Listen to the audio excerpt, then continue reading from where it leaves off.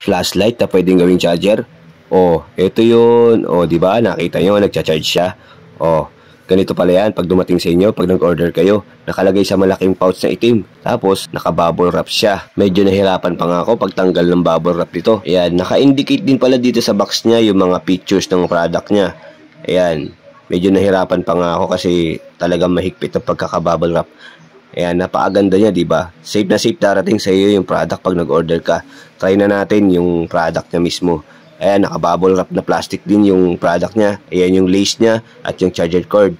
Type ka niya, type C siya, ayan. Tapos, ito yung pinaka-product niya, smooth na smooth, napakikinis, di ba? Napakaganda niya talaga. Tapos, ito yung kanyang charger port.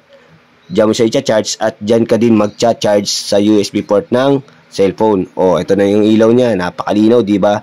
Oh, ang ganda niya, oh. Iyan yung zoom at iyan yung zoom out. Yung, yan, zoom out. Oh, di ba? Ayos na ayos. Oh, sige na, kung nagustuhan nyo, may flashlight ka na, may charger ka pa. Pwede mo na yan ma-order dito sa Yellow Bag.